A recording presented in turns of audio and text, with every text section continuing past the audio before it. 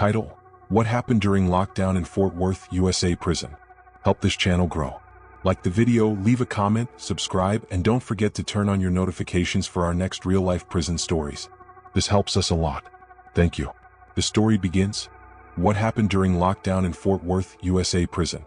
On day 17 of a facility-wide lockdown at Tarrant County Jail in March 2020, Correctional Officer James Mitchell discovered something that would expose the truth about what really happens when prisons go into extended isolation. He was conducting a routine cell check in Pod 4C when he found a cellmate communication system that had been operating for over 2 weeks, connecting hundreds of inmates across sealed units through methods that should have been impossible. Messages were moving. Deals were being made. Conflicts were escalating. And all of it was happening in a facility where inmates were supposed to be completely isolated in their cells 23 hours a day. The lockdown had started as a response to a major fight involving over 30 inmates. Standard procedure called for 72 hours of restriction while investigations concluded. But this lockdown had stretched into its third week with no end announced. Inmates had been confined to cells designed for temporary holding, not extended isolation. Mental health crises were multiplying. Violence was increasing rather than decreasing. And the systems inmates created to survive isolation revealed problems far deeper than the fight that triggered the lockdown. This wasn't the first extended lockdown at Tarrant County Jail, and it wouldn't be the last. But what happened during those 17 days in March 2020 illustrated why lockdowns, intended as security measures, often create the very chaos they're meant to prevent. The trigger. The lockdown began on a Tuesday afternoon during recreation time in Pod 4C. Tarrant County Jail houses approximately 3,000 inmates across multiple pods in downtown Fort Worth. Pod 4C held roughly 200 men awaiting trial or serving short sentences for county-level offenses. The facility operated on a structured schedule where inmates spent most of their time in cells but received daily recreation periods in common areas, access to phones, and opportunities for programs. That Tuesday started normally. Inmates in Pod 4C went to breakfast. They returned to cells for morning count. Then came recreation time. About 80 inmates were in the day room, a large common area with tables, phones, and a television. Some were playing cards. Others were on phones talking to family. A few watched TV. Guards monitored from a secure station with windows overlooking the space. Everything appeared routine. The fight started with words. 2 inmates, later identified as Marcus Webb and Antonio Ruiz, began arguing near the phone bank. Witnesses said it was about phone time, one of the most common sources of conflict in jails where phone access is limited and expensive. Marcus had been on a phone for over 10 minutes. Antonio claimed Marcus's time was up and that Antonio had been waiting. Marcus refused to hang up. Antonio pushed him. Marcus pushed back. And suddenly fists were flying. In most jail fights, guards intervene quickly and the incident ends within seconds. But this fight escalated differently.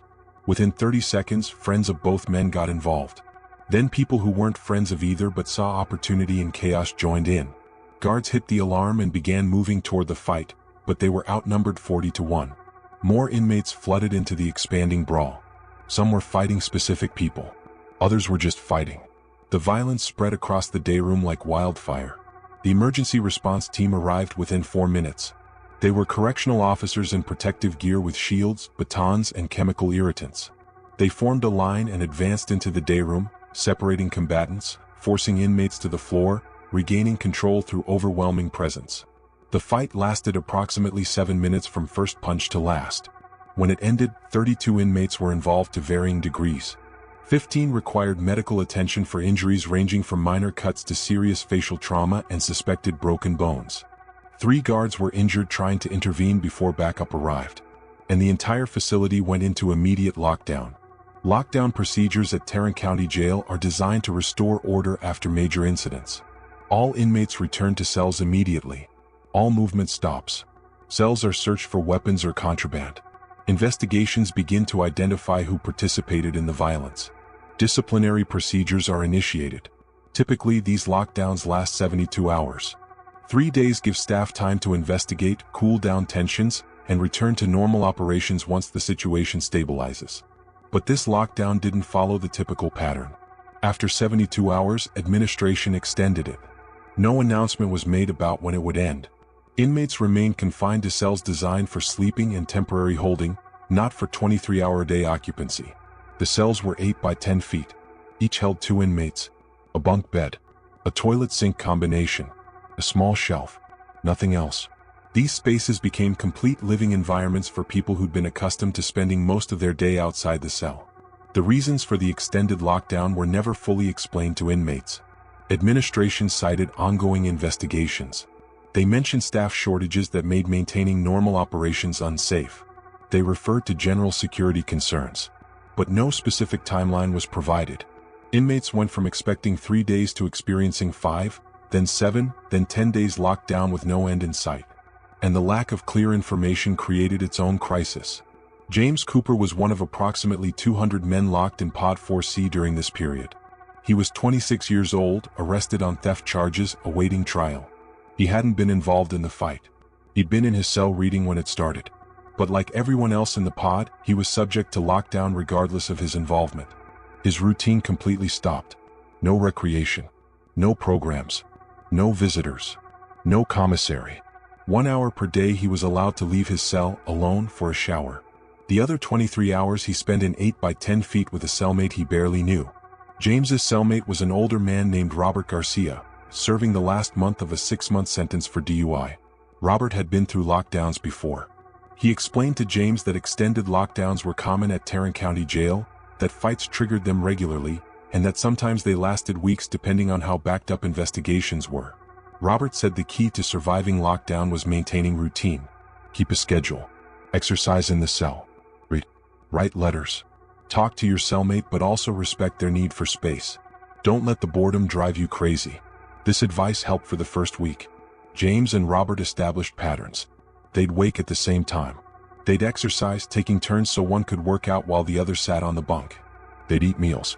They'd talk for an hour or two. They'd read or write. They'd try to sleep. The routine created structure in a situation that otherwise had none. And for some inmates, this structure was enough to cope with lockdown. But not everyone adapted. By day 8, the mental health crisis was becoming visible. Inmates started yelling from their cells at all hours. Some were just venting frustration. Others were experiencing genuine psychological breakdowns. The noise was constant and escalating. Guards responded by threatening disciplinary action, but those threats had limited effect. People who were already confined 23 hours a day weren't deterred by the threat of more confinement. Cell extractions began on day 9. These are forcible removals of inmates who refuse orders or pose danger to themselves or others. Guards in full protective gear enter cells, physically restrain inmates, and move them to segregation. The process is violent by nature even when done correctly. Watching it happen to others created fear and anger that spread through the pod. Inmates who'd been coping started to break down. The atmosphere shifted from tense but controlled to genuinely unstable. James witnessed his first extraction on day 10. An inmate 3 cells down started flooding his cell by plugging the toilet and running water. This is a common protest tactic in jails, a way to create problems that force staff response. Guards ordered him to stop. He refused. They assembled an extraction team. 6 officers in riot gear entered his cell, restrained him despite his resistance, and removed him to segregation. The cell was left flooded. The water eventually drained, but the message was sent. Resistance would be met with force. This didn't stop the behaviors. It escalated them. By day 12, multiple cells were being flooded. Fires were being set using whatever materials inmates could burn. Guards were conducting extractions daily.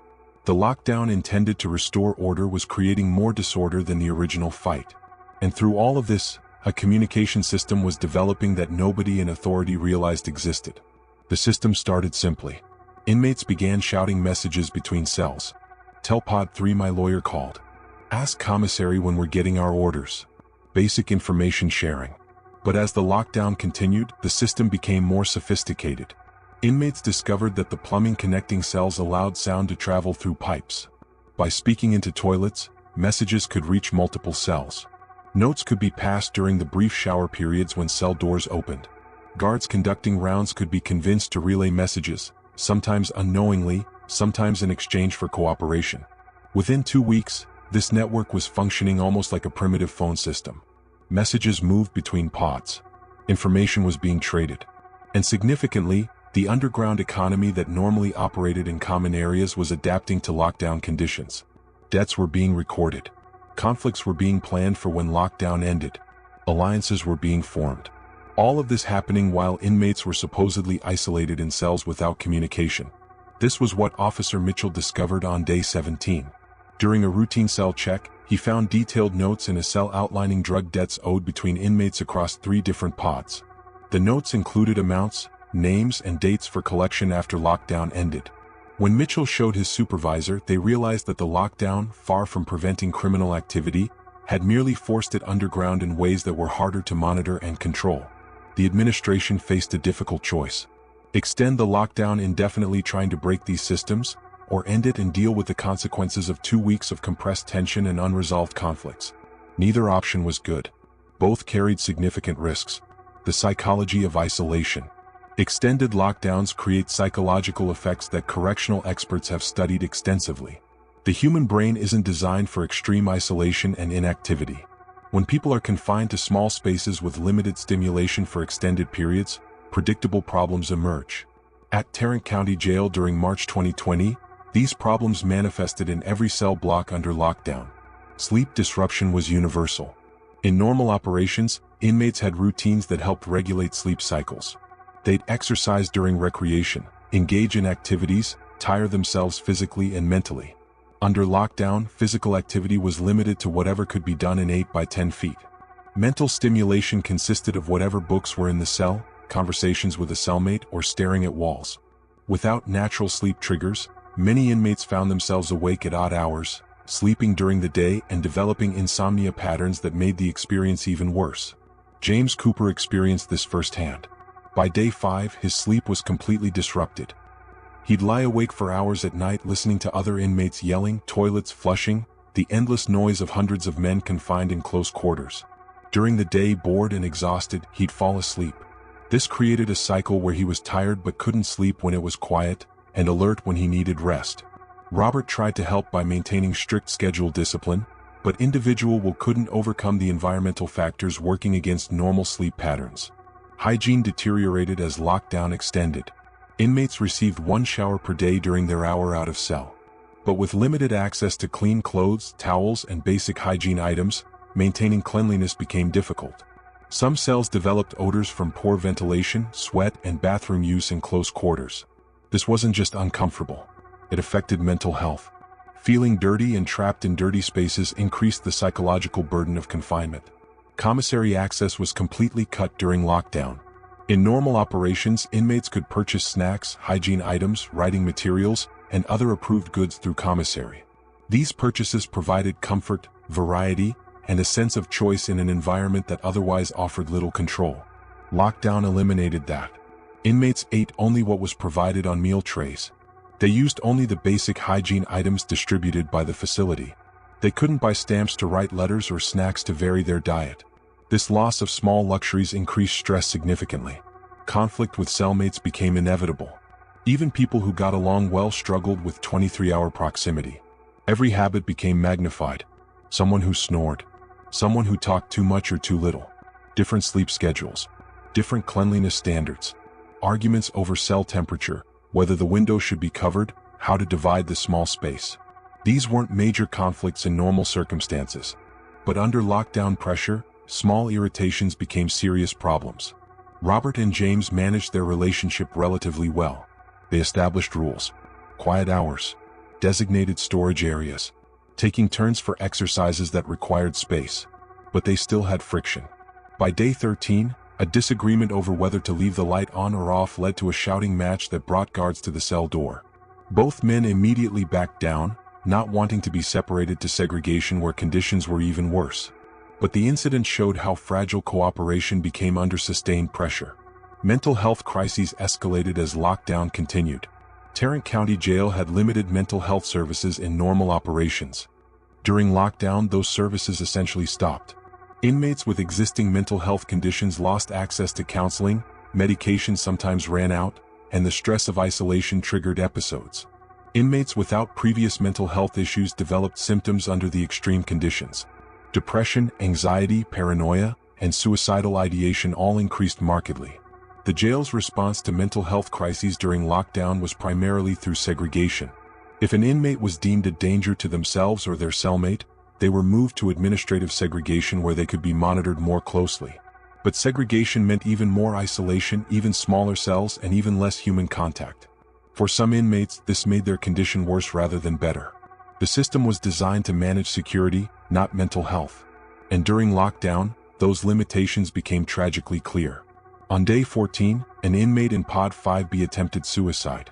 He was discovered during a routine cell check and was immediately transported to the hospital. He survived, but the incident shook both staff and inmates. Other inmates heard about it through the communication networks they developed. The news spread fear. If lockdown could drive someone to attempt suicide, how long until others reached that point? When would this end? Administration still provided no timeline. Officers, when asked, would say they didn't know or weren't authorized to share information. This uncertainty was perhaps the worst aspect. If inmates had known the lockdown would last exactly 21 days, they could count down.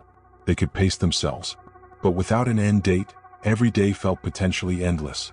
This psychological torture was unintentional but very real. James started keeping a calendar scratched into the wall beside his bunk. Small marks tracking each day. It was against regulations to deface jail property, but guards who saw it during checks didn't enforce that rule. They understood that tracking time helped inmates maintain sanity. By day 15, James's calendar had 15 marks. He wondered how many more he'd add before this ended. The physical health consequences of lockdown became apparent as well. Limited exercise meant people were losing muscle tone and cardiovascular fitness. The stress was causing weight loss in some inmates and weight gain in others depending on how they coped. Existing health conditions worsened without proper management. Diabetics struggled with blood sugar control when meals were irregular. People with injuries or chronic pain had limited access to medical care because the medical staff was overwhelmed. Exercise within cells was the primary way to maintain physical health. James and Robert would do push-ups, sit-ups, and improvised exercises using their body weight. They'd pace the cell for steps, counting laps to simulate walking distances. But these activities were limited by space and by the need to coordinate with a cellmate in the same small area. After 2 weeks, both men could feel their fitness declining despite their efforts. The social isolation extended beyond the cell. In normal operations, inmates could visit with family, talk on phones, communicate with lawyers, and maintain connections to the outside world. Lockdown severed many of these connections. Visits were canceled. Phone access was limited to brief calls arranged by guards when possible.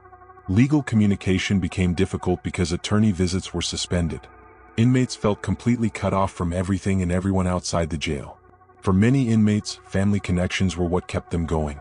Letters from home, phone calls with children, visits with partners. These contacts reminded them that life existed beyond jail walls, that they had people waiting for them, that they had reasons to cope and survive. Lockdown eliminated most of these touch points. Letters still arrived but took longer to distribute. Phone calls were rare and short. Visits didn't happen. The isolation became total in ways that broke people who'd been holding together. James received a letter from his mother on day 16. It had been mailed 8 days earlier but was delayed by lockdown procedures. His mother didn't know about the lockdown. Her letter asked why he hadn't called, whether he was okay, if he needed anything. Reading it, James felt the weight of his complete powerlessness. He couldn't call to reassure her. He couldn't explain. He couldn't even respond quickly because outgoing mail was also delayed. The isolation wasn't just physical.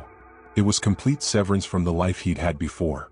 The accumulation of these factors, sleep disruption, hygiene problems, loss of routine, cellmate conflicts, mental health crises, physical health decline, and social isolation, created a pressure cooker environment.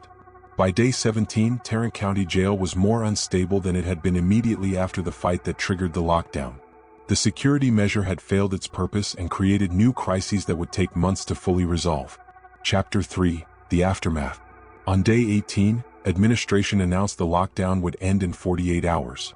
The decision came not because investigations were complete or because conditions had improved. It came because continuing the lockdown was causing more problems than it solved. The facility was barely functional. Staff were exhausted from managing constant crises. Inmates were psychologically broken. And the systems that inmates had created to survive lockdown meant that administration had actually lost visibility into what was happening rather than gaining control. The 48-hour warning was intended to allow a gradual transition. Pods would return to normal operations in stages. Pod 4C, where the original fight occurred, would be last. Staff would increase presence to prevent retaliation or new violence. but announcement of an end date created its own problems. Inmates who'd been barely holding together felt permission to stop trying. Others felt energized to settle scores they'd been planning. The last 2 days of lockdown saw an increase in incidents rather than a decrease. James and Robert prepared for the end in different ways. Robert, who'd be released within days of lockdown ending, focused on staying out of any new trouble. He didn't want additional time added for disciplinary violations. James, who still faced months awaiting trial, felt anxious about what would happen when everyone was released from cells simultaneously. Tensions that had been building for 18 days would be unleashed all at once. The first pod to end lockdown was 2A, which had the fewest incidents during the restriction period. Inmates were released to day rooms in small groups and monitored closely. It went relatively smoothly. Inmates were so relieved to be out of cells that they mostly just enjoyed the space and relative freedom. They made phone calls. They showered without time limits. They moved around. The simple acts of normal jail operation felt like luxury after 18 days locked down. But Pod 4C, released last, had a different experience. This was the pod where the original fight occurred. This was where the most severe disciplinary actions had been taken. This was where tensions were highest.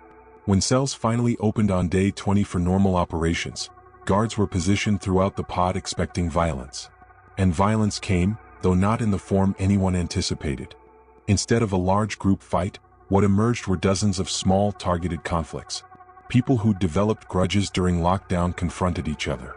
Debts that had been accumulated in the underground economy came due. Challenges to hierarchy that had been made through the communication systems were now answered in person. Guards broke up fights constantly during the first hours of resumed operations. And they realized that the lockdown, by forcing everything underground, had created more problems than the original fight ever could have. James's first hours out of lockdown were overwhelming. The day room that had seemed normal 3 weeks ago now felt enormous. The noise of hundreds of conversations was disorienting after 18 days of relative quiet. The freedom to move was wonderful but also exhausting. His body had adapted to small spaces. Navigating larger areas required adjustment. He made a phone call to his mother, reassuring her that he was okay, explaining what had happened. She was relieved but also angry that the jail had put him through that experience for a fight he wasn't involved in. The administrative aftermath of the lockdown took months to resolve. Disciplinary hearings were held for the 32 inmates identified as participants in the original fight. Additional charges were filed against inmates who damaged cells during lockdown. Mental health referrals were made for inmates who'd experienced crises. The whole process was slow and bureaucratic, typical of the justice system's response to institutional problems. But the deeper consequences weren't addressed. No one was held accountable for why the lockdown extended beyond standard procedures. No policy changes were made to prevent future extended lockdowns. No additional mental health resources were allocated to help inmates cope with the trauma. The jail simply returned to normal operations as if nothing had happened. Except for the people who'd experienced it, something had happened. And those effects would last far longer than 20 days. Former inmates who experienced the March 2020 lockdown reported lasting psychological effects. Increased anxiety in confined spaces. Sleep disruption that continued long after release. Difficulty trusting authority figures who'd promised information and then provided none. These weren't clinical diagnoses in most cases. They were lived experiences that shaped how people coped with incarceration and reentry. James Cooper was eventually released on bond 2 months after the lockdown ended. His case was still pending, but he was able to wait for trial outside jail. The experience had changed him. He was more careful about situations that could lead back to incarceration. He was more aware of how quickly institutional power could remove all autonomy and how little recourse individuals had against that power. These weren't lessons he'd have chosen to learn this way, but they were lessons nonetheless. Robert Garcia was released at the end of his sentence 3 days after lockdown ended. He'd served 6 months for DUI, with the last 20 days under lockdown. He described the lockdown as harder than the entire previous 5 months combined. The loss of control, the uncertainty, the close confinement broke him in ways that normal jail operations hadn't. He'd survived, but at a cost that would take years to fully understand. Officer Mitchell, who discovered the communication network on day 17, filed a report recommending changes to lockdown procedures.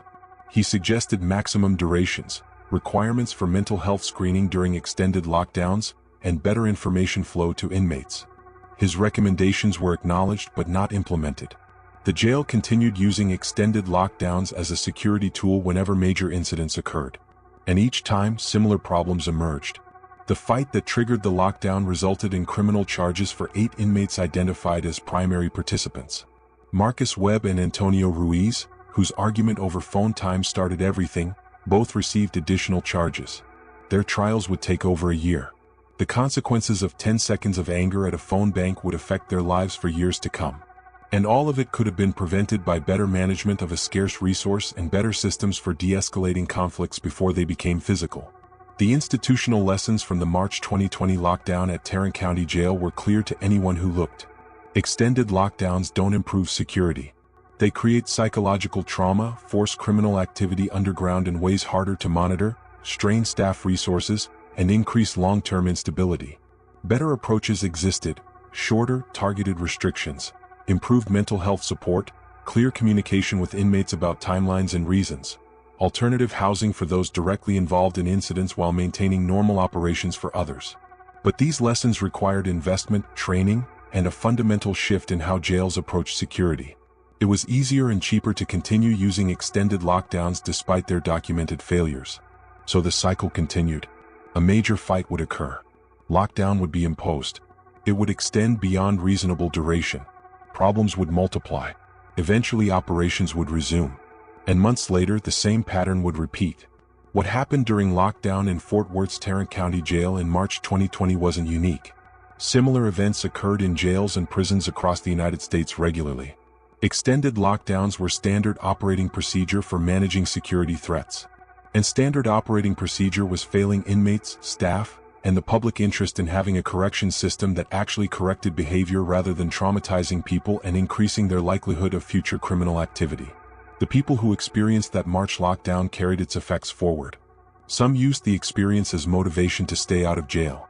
Others were traumatized in ways that made successful re-entry harder.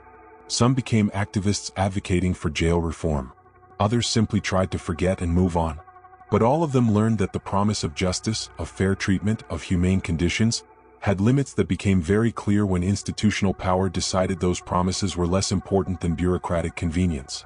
5 years after the March 2020 lockdown, James Cooper was interviewed for a documentary about jail conditions. He'd avoided further legal trouble. He was employed and stable. But he still had nightmares about being locked in that 8x10 cell with no information about when it would end. He still felt anxiety in small spaces. And he still remembered the feeling of complete powerlessness as days stretched into weeks with no explanation and no recourse. When asked what people should know about extended jail lockdowns, James said people should understand that jails use them constantly, that they're supposed to last 72 hours but often extend for weeks, that they're psychologically devastating even for people who did nothing wrong, and that no oversight exists to prevent abuse of this practice. He said most people don't know this happens because most people never experience jail. But for those who do, extended lockdowns are one of the most traumatic aspects of incarceration. The interviewer asked if the experience had changed his perspective on the justice system. James laughed without humor. He said it had taught him that the system was exactly what it appeared to be. A mechanism for controlling people that sometimes followed its own rules and sometimes didn't, depending on convenience. That fairness was less important than order. And that individuals caught in that system had very little power to protect themselves from its worst abuses. These weren't the conclusions that reformers wanted to hear or that the system wanted people to reach. But they were honest reflections from someone who'd lived through an experience that illustrated deeper truths about American corrections. The lockdown at Tarrant County Jail in March 2020 lasted 20 days. Its effects would last much longer. And the systems that created it remained unchanged, ready to traumatize the next group of people when the next fight triggered the next extended lockdown. What happened during lockdown in Fort Worth, USA prison was a microcosm of broader failures in how America approaches incarceration. The focus on control over rehabilitation. The willingness to use severe measures without accountability. The lack of mental health support. The bureaucratic indifference to human suffering when that suffering affected people society had decided it was acceptable to harm. These weren't bugs in the system. They were features. And understanding them required looking honestly at what institutions did when nobody was watching and when the people affected had no power to resist. The people who experienced the lockdown carried its effects forward. Some found ways to process the trauma and move on. Others remained damaged by experiences that never should have occurred. All of them learned lessons about power, accountability, and justice that shaped how they engaged with society afterward. And the system that caused their suffering continued operating unchanged, ready to inflict the same harm on the next group of people caught in its mechanisms.